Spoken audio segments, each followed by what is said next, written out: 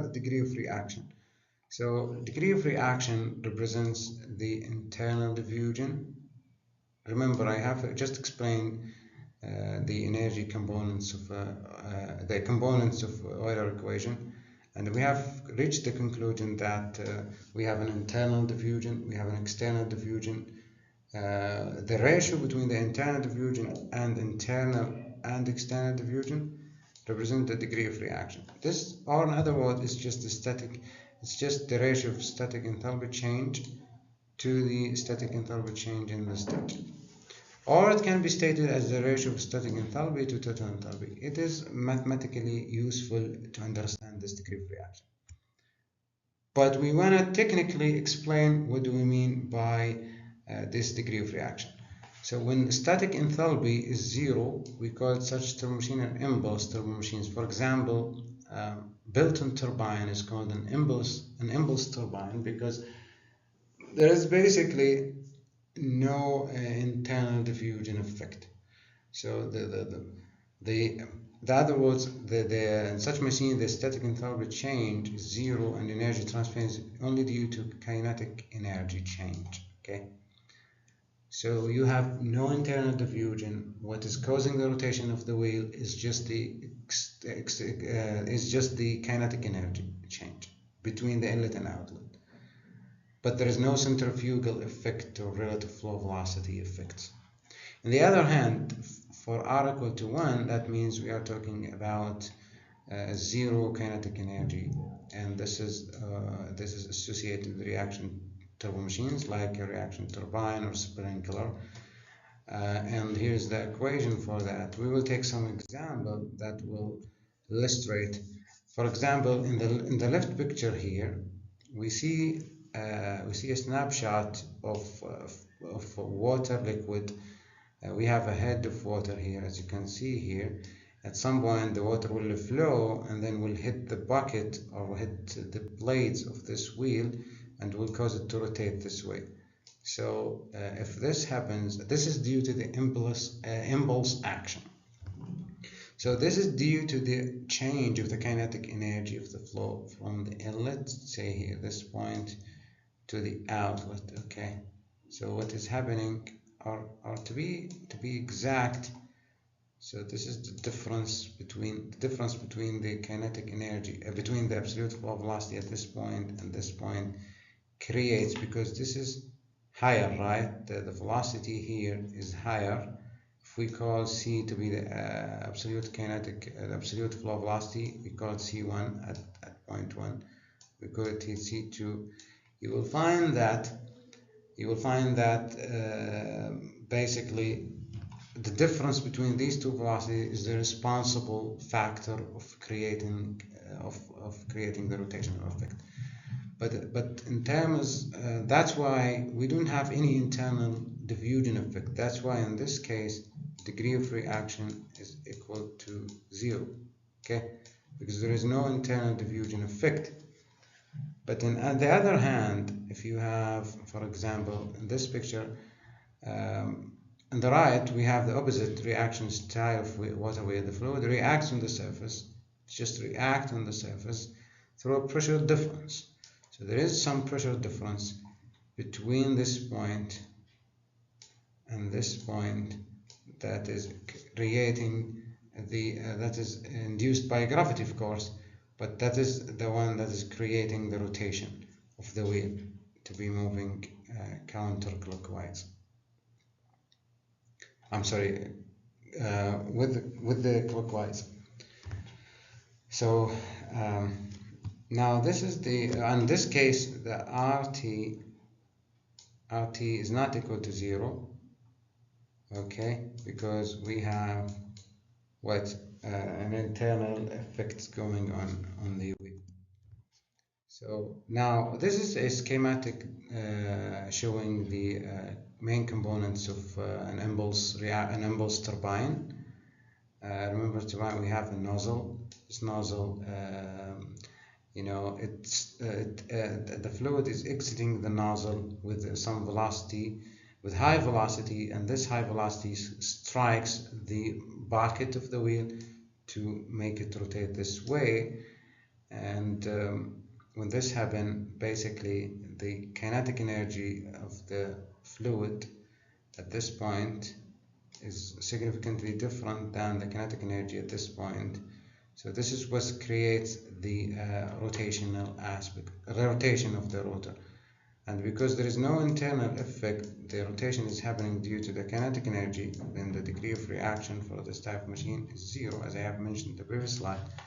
But in the Kaplan turbine case, we have the flow coming at a pressure, and then this pressure, there's some pressure difference occurring, and also the absolute kinetic energy changes. So that's why the degree of reaction in this case is not equal to zero. And for impulse turbine, the degree of this is for impulse turbine. For the reaction turbine, degree of reaction is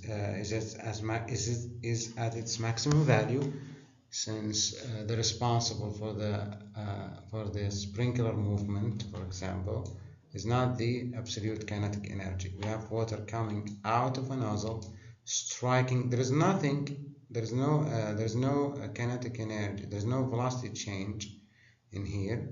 So that's why the degree of reaction is just equal to 1, because we have the numerator equal to the denominator in this case. So the impulse turbine is a tangential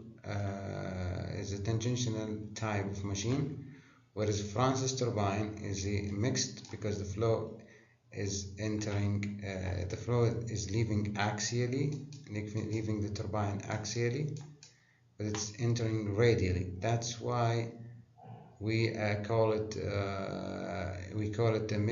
Francis turbine a mixed flow machine, and combines reaction plus impulse. The details here are complex, but just know that impulse turbine, Bilton is a purely impulse turbine, whereas Kaplan is purely reaction turbine, and we have a Francis turbine between the reaction and impulse.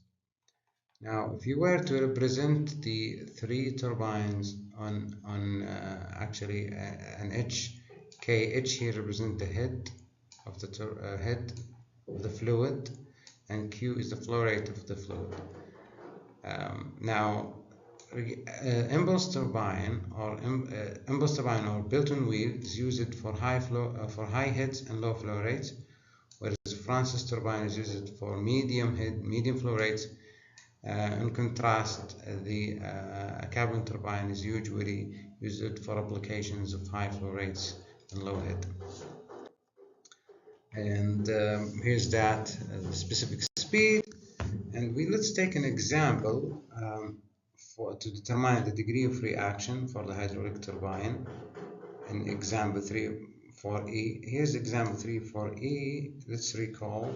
So we have Francis type inflow hydraulic turbine with the dimensions shown. So you have the radius here, radius 1 feet, and then 0.4 feet, and also you have the width of the trailing edge is 0.5 feet, and you have the radius of the leading edge as 1.5 feet. The flow, the direction of the flow is, of course, as shown in this arrow, from this way to this way. So basically the flow is like this, and it's asking you to find the ideal shaft power. We did calculate, I did walk you through some of the necessary steps to be able to calculate the shaft power that is produced by the fluid, that is actually produced by the work done by the fluid. Okay, so right now it's asking you to find the degree of reaction. Degree of reaction, you need to know the rotor speeds at the leading and trailing edge, as well as the relative flow velocity at the. So the internal diffusion, there's two components of the internal diffusion.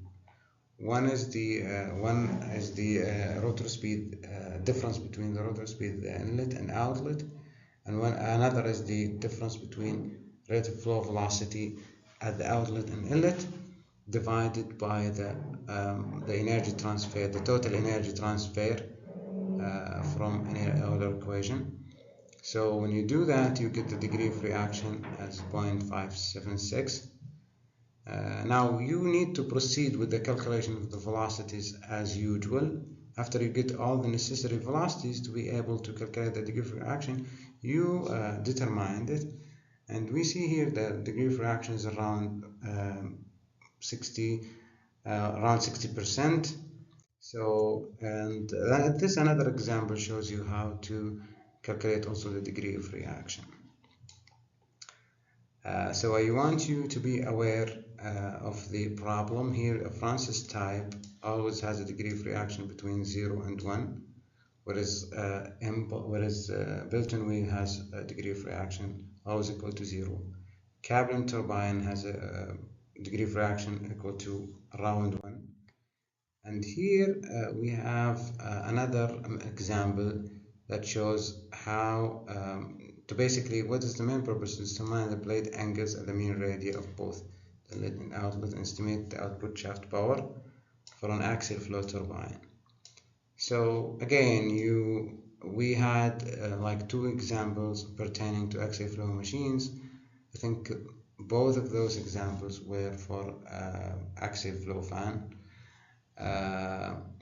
So they need to calculate the main radius, the area, rotor speed, axial flow velocity, and then what? The blade angles. The blade angles will be equal to the flow angle if we are assuming, in this case, since we are having turbine, we are assuming swirl free at the outlet. You see, that's why, like for example, we are assuming swirl free at the outlet so that we can get maximum energy transfer from the fluid entering the rotor. Okay, and another examples, it's solved. You can watch it, you can see it, and all the parameters are given here. It is required to calculate the blade angles at the main radius of both the inlet and outlet, and also estimate the output shaft power. Okay, and then here are some useful videos about, for example, difference between radial, axial, and mixed flow pumps, working principle of Francis turbine, how it works, like for example, impulse reaction type turbine, mixed flow machine, etc., etc. A working principle of Built-in. I really recommend you watching these 5 videos, as it will show you what does also the degree of reaction mean, what are the bases of centrifugal pump, schematic, operation, and much more information. With that, I thank you so much for listening to this lesson, and I hope to find you in another video related to this course. Thank you.